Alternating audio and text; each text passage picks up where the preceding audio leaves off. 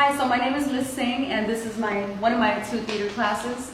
I've been teaching theater at Richmond Hill since 2006, and it's been a wild ride as far as, changes within the school and having to write out those changes. Richmond Hill High School Theater Department is known mostly for having organic plays. In other words, we don't license already known plays like Grease or Little Shop of Horrors. Instead, what the tradition is that we write our own original material.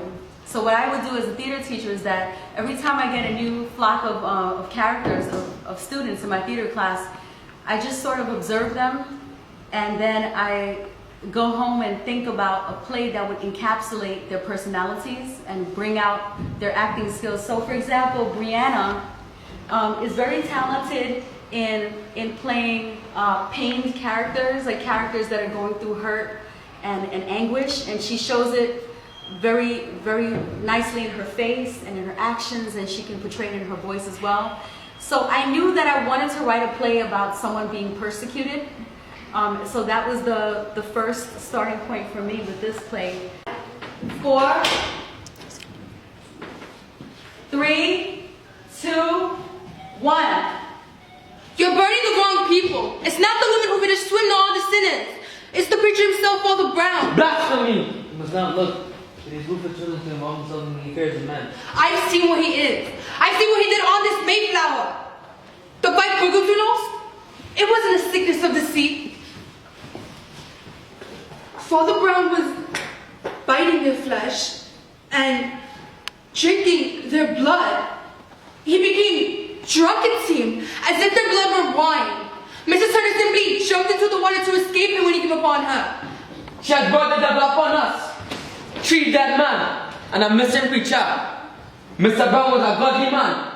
If he indeed was biting people, it was because of you, woman. You have made him mad.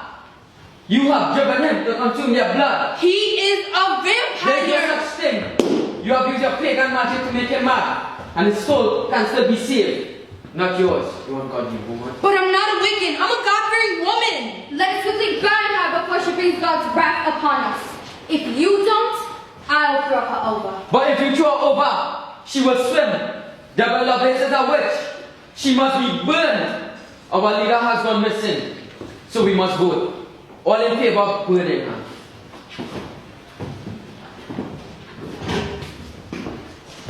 Okay, and freeze.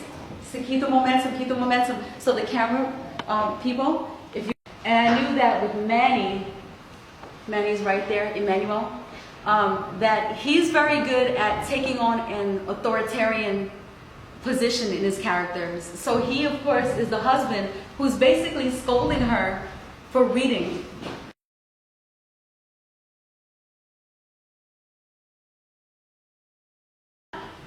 All say yes, except young Jim Blight. Do you not vote?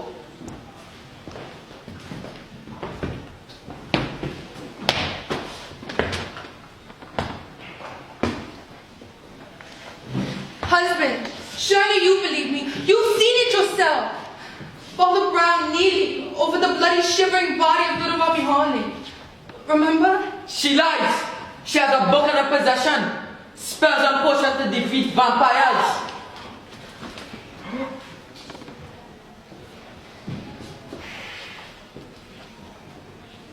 You have not been yourself as a founder.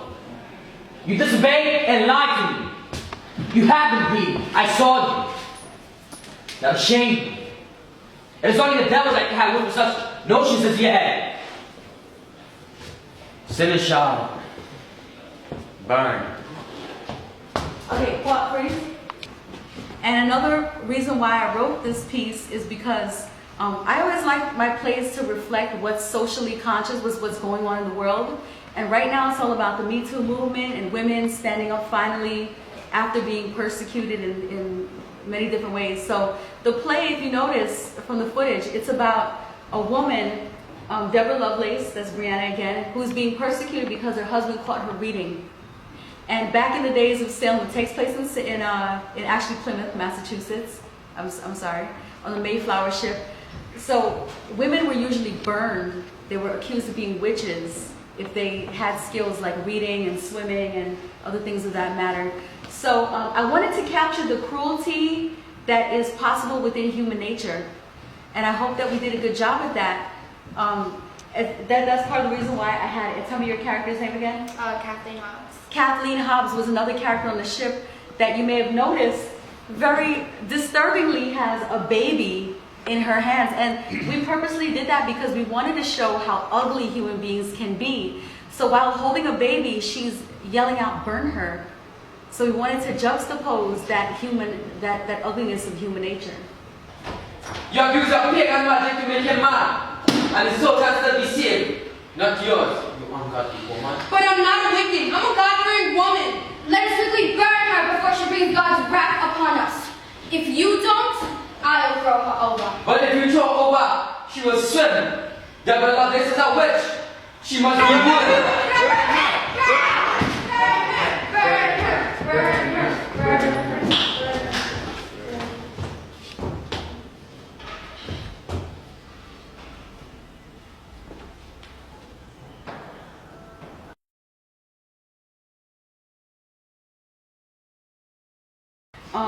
Also, there's a backstory going on that you wouldn't understand by just looking at the first scene.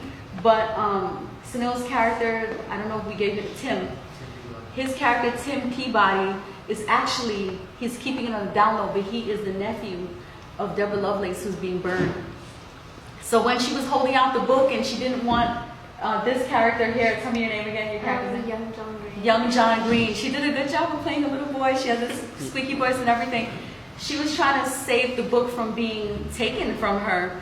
And the reason she was doing that is, the reason he was reacting the way he did to Peabody is because the book belonged to his mother, who is her sister.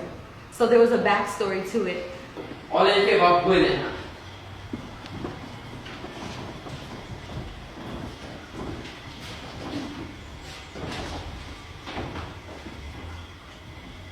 We all say yes, except young Jim Blight. Do you not vote?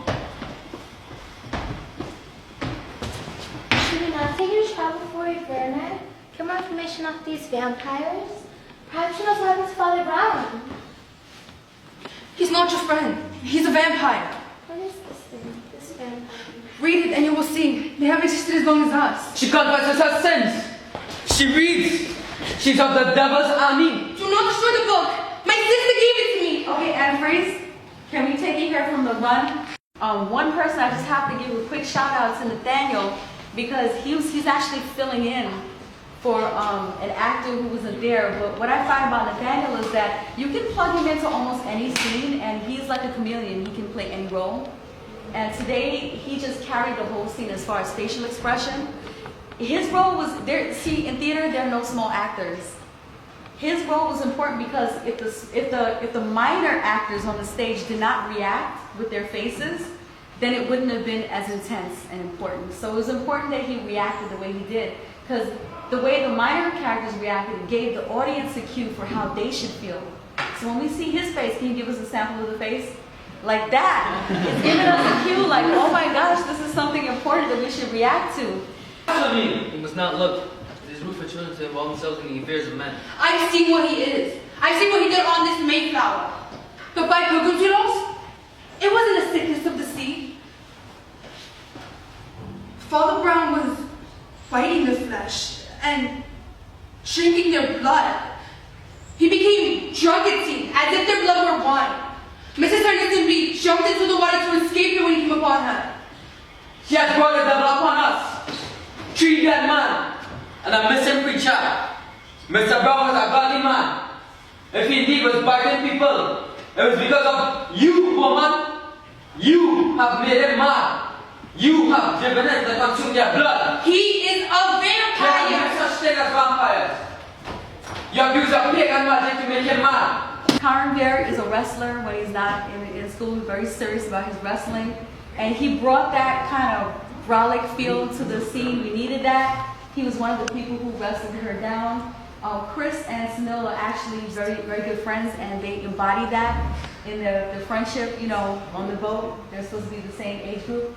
Cameron, was just amazing. Like he filled in for us so many times, and you know he was great at the same thing that Nathaniel did at showing his facial reactions. Take a lot of hard work. Sweat, blood, tears. You know, A lot of practice. A lot of practice. I laughed a lot. Benjamin Hill was the best actor. Like it would take a lot of practice, and all those practices, you know, it kind of like got to the point where it was like, because you were so used to it, so it was hard to keep that level there. No lines. Let me ask my actors. What do you think was the hardest part Me not laughing. about getting to him not laughing? But as far as like, was it memorizing the lines? Was it keeping it fresh each time I paused you and made you do it again? I only had 2 lines. It wasn't that hard to memorize. But I feel like when he came to talk to like the bear, it was kind of hard not to laugh. Yeah. So that when he came up to me, I didn't know what I was supposed to do. I tried so hard not to laugh that I bite my tongue. So this is actually a phenomenon that happens while people are doing theater productions. Sometimes the cast gets so close that they goof around backstage. You heard me kind of yell at them a little bit. But sometimes it creates too much of a comfortable feel. And then when they're on stage, that tension is not there. So they always have to work hard to keep it fresh. It is true. That is definitely one of the challenges. What about memorizing the lines? How many of you, just raising your hand, how many of you struggle with memorizing the lines? Maybe not struggle, maybe struggle is not the right word, but was it a challenge? Yeah, like Memorizing some the words, lines? yeah, I was like too quick with it. Like I was saying the word too quick, so it was gonna be hard for me. Miss, overall, it was very hard. My role was the hardest, I believe, because you know how much I had to practice. Right after practice, I had to go in the shower, practicing everything while I was taking a shower, you know, so it's like... That's hard work and Very dedication. hard work. And you know, too, from a layman's perspective, a lot of people in the audience think that acting is just about memorizing the lines and going up there and doing that. No, so much more. But it's something else to choose. So using empathy, they learned a technique. Anybody want to tell them about sense memory? Oh, yes. Okay. So you have to, like, for example, like my character, I had to be kind of like scared, because I was going to get burned, obviously. And I had to think of a time, basically, when I was, you could have picked apart from a movie, a scene that you felt scared in, and you use it. You think back to it, and you feel the emotion, if you don't have your own personal. And how about Manny? What did you find that was a challenge? Yeah. Well, pronunciation of some words were bad. Yeah, so one thing that was challenging for him is that Notion. the word notions, he couldn't say right. But because this was a period piece, it was set in the 1600s, I had to kind of ask them to erase their Queen's dialect, their Queen's accent, or whatever you call it. So that was a bit of a challenge as well, because you know, we were living in 2018 and they're teenagers, so it was definitely hard doing that. Any last thoughts from my crew? It was fun. Like I said, a lot of hard work. I'm so proud of them, and you know, one day when I retire, I'm gonna come back to this room and look on the stage, and I'll probably get overwhelmed with emotion, because it's not just this class, but every year we perform something that's, you know, pulls at the heartstrings. Every year we perform something that pulls at the heartstrings. My theater class, and that stage is a space that created so much art and so much beauty. And it's a powerful, you can feel the powerful energy when you're up there. Did you not feel the powerful energy? Yeah. There were many that came before them that did similar things. Sorry for interrupting. I'm so proud of you guys. Thank you. Your next act is right here, baby. Let's get it.